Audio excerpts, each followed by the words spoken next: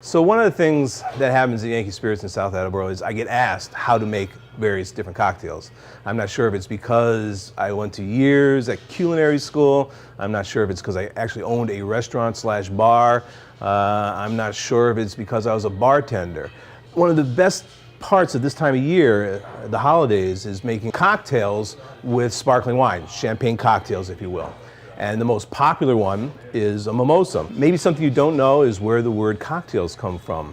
I like to know where the origins of words come from. It helps me explain things. But the word cocktail actually comes from the colonial days when they were using feathers as swizzle sticks. Thus the word cocktail, and give me a cocktail. It was mean give me a drink mixed with a feather in it. We're not actually going to use any feathers for this drink. What we're going to use is a good sparkling wine, Segura Viudas, a Spanish cava. It is probably one of the best-selling Spanish cavas that we have in the store, probably because of the price, $7.98 a bottle.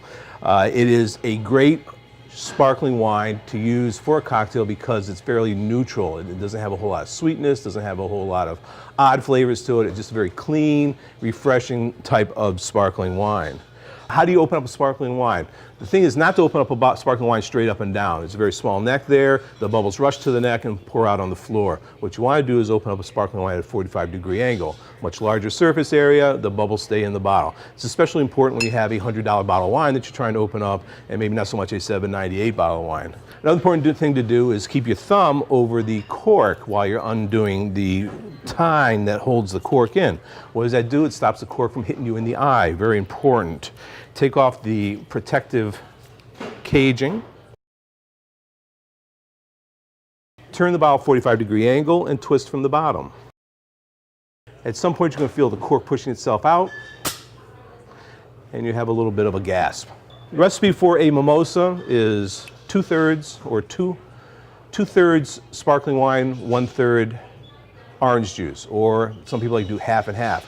People come up to me and say, I've read a recipe that says 3 parts sparkling wine, 2 parts orange juice. How much is a part? Well, a part is parts of a whole. So what we're talking about is 3/5 of what's in the glass, champagne, 2/5 orange juice. So in this case, what I like is to do a little bit more champagne because I happen to like sparkling wines.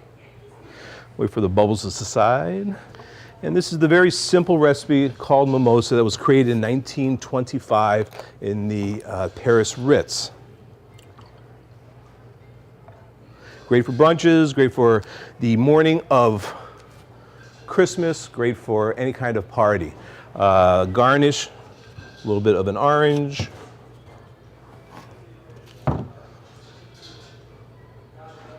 And you have a refreshing drink.